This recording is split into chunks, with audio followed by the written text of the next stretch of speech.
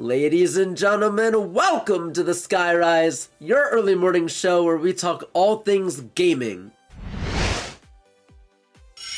There's gonna be brand new Joy-Con colors for the Nintendo Switch 2 for the very first time ever, launching alongside Mario Tennis Fever on February 12th. They're gonna be light purple and light green, but the crowd goes mild. You might be wondering why that is, and I'm gonna tell you right now. It's because the Joy-Con here, this is the only part that you can see the coloring, and when it's attached to the Switch 2 like this, all you can see is that.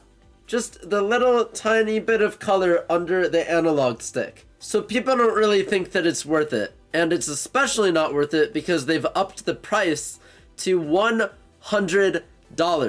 Now, I'm not sure who in their right mind would spend $100 just to see two circles on their Nintendo Switch 2.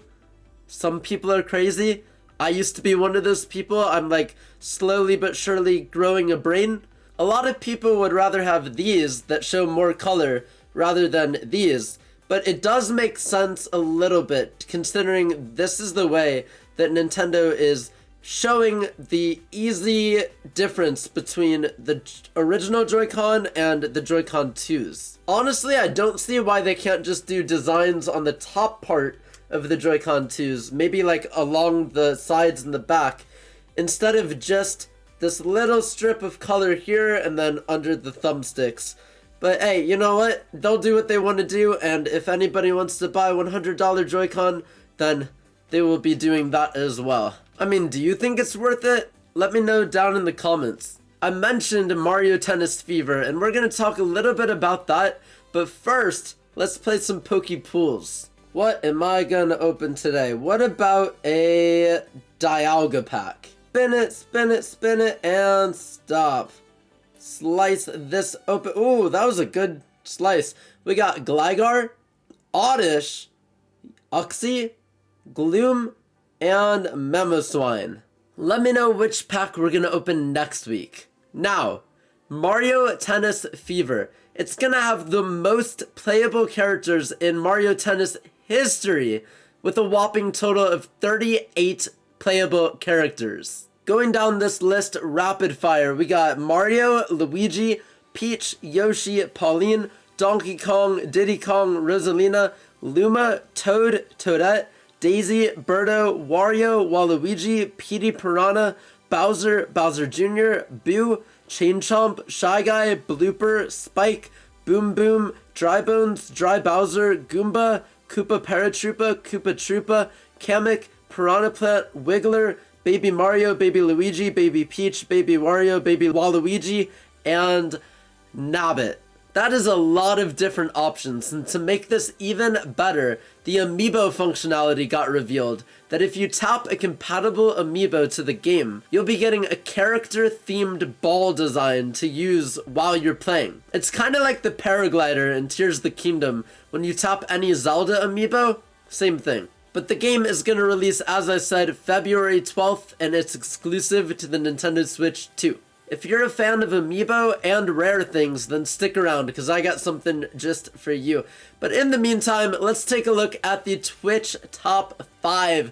These are the top 5 clips of the week, chosen by our amazing Patreon community members. Without further ado, coming in at number 5. Oh my god. Meteor shower. But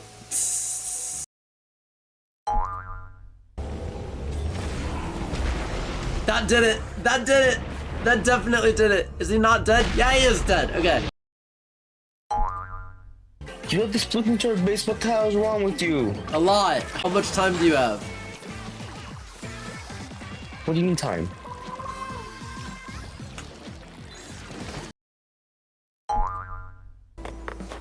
Oh my gosh, look, bacon! I can't believe your villager looks so delicious.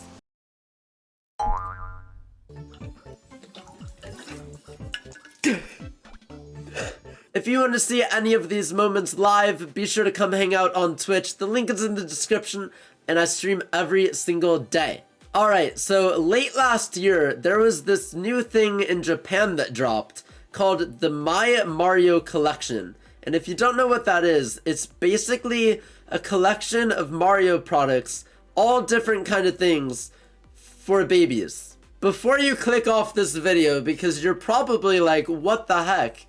Let me explain. It's basically anything you can think of for toddlers, including blocks. And why specifically blocks? Well, the reason is because these are special blocks. I made a video about these special blocks late last year. Shout out to Bishop Tokyo, who sent me these random wooden blocks for babies all the way from Japan because they were actually Amiibo. Check out that video, top right, if you want to see more in depth of what these actually are. I'm pretty sure that the My Mario collection isn't really going to pertain to anybody watching this video, unless you're a parent of a very young child, but this collection is going to be in the United States starting on February 19th. So if you're an avid Amiibo collector like myself, then now is the chance to finally get your hands on these Amiibo without importing them all the way from Japan. Let's talk about what I've been playing. I just completed Metroid Prime 4 Beyond, and oh boy do I have a lot to say. This game was such a masterpiece. You could tell that they spent 8 years on it. From the graphics, to the boss fights, to the music, everything, until the last 10 seconds. I don't think I've ever seen a video game do this, but they gave the worst ending, I won't spoil it, but the worst ending ever in the last 10 seconds of the game. The credits rolled and my mouth dropped. I was like, there is no way that that was it. I looked it up on YouTube, turns out that that was the good ending. So if you want to play this game, I do recommend it, just don't get attached, because you're not going to like the ending. For me personally, it was going to be a 10 out of 10 game. Now, I would still give it a very high score, but a lot less than that. The mouse controls were fun. I enjoyed being able to play a Switch 2 game differently than any of the other ones. It's still the best Metroid game that I've played, so I'm happy to say that. Another game I've been playing is Pokemon Legends ZA. I've been trying to finish my Pokédex along with any side quests that are still up after finishing the game. And right now, at this current moment, I have one more side quest to do. And it's probably the most difficult one. You go into this restaurant and you have to fight 10 waves of Pokemon trainers. And the catch is that you can't heal. There's absolutely no healing. So you have to go in with extremely strong Pokemon and have somewhat of an idea of what you're doing to be able to survive. That's the only one that I need to do, and then I can move on to the DLC. Stay tuned for more on what I'm playing next week. Alright, let's move on to Character Conundrum. Last week, nobody got it, but the character was Nathan Drake from Uncharted. For this week, here's your hints. This character is hostile, has an explosive personality, and is afraid of cats. Who could this be? Let me know down in the comments and find out next week. Before this Skyrise comes to a close, let's shout out the Patreon supporters. First up is the Solar Superstars. Shout out to Hi I Am Alive, Poyo, Cosmic Moonwolf, and Spamming Sparrow.